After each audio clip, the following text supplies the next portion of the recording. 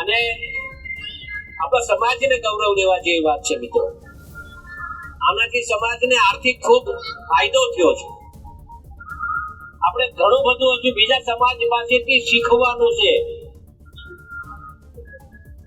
આપણે ધ્યાન દોરતા હું આનંદ અનુભવું છું કે આપણા મત વિસ્તારમાં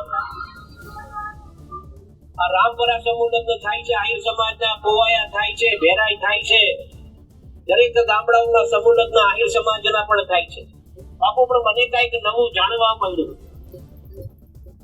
તમે વિચાર કરો, ઈશ્વરે એ લોકોને કઈ કમી નથી આપી, આર્થિક રીતે ખૂબ સુખી સમાજ છે.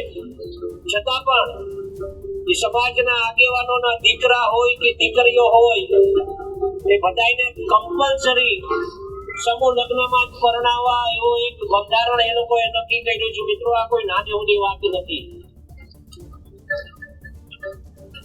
તમારે એમાં પછી એક વર્ષ સમજો ભેરાઈમાં સમૂહ લગ્ન છે તો બીજા વર્ષે ગેપ આપવાનો અને ત્રીજા વર્ષે પાછો સમૂહ એટલે એક વર્ષે ગેપ આપવાનો. અને જયારે ગેપ આપીએ ને ત્યારે કદાચ કોઈને ક્યાંય લગ્ન હોય તો એક પણ લગ્ન કરવાના નહીં, બીજા વર્ષે સમૂહ લગ્નમાં જ કરવાના. આવું જયારે બંધારણ એના સમાજનું કે ત્યારે કોઈ પણ આવું બંધારણ થાય તો મને એવું લાગે છે કે સમાજને આગળ વધતા કોઈ ન રોકી શકે. આપણા સમાજમાં પણ આપણે એક બંધારણ નક્કી કરવાનું છે મિત્રો. ગામો ગામ આપ સૌ યુવાનોને મારી ખાસ વિનંતી છે કે આપ આપના ગામમાં કમિટી બનાવો અને એ કમિટી બનાવીને આપણા સમાજનું, આપણા ગામનું બંધારણ નક્કી થાય.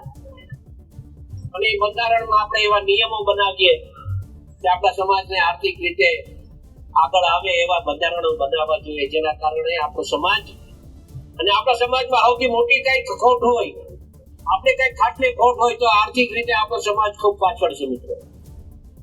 અને એને આગળ લાવવા માટે આવા બંધારણો પણ આપણે થવા જોઈએ એવું મારું માનવું છે.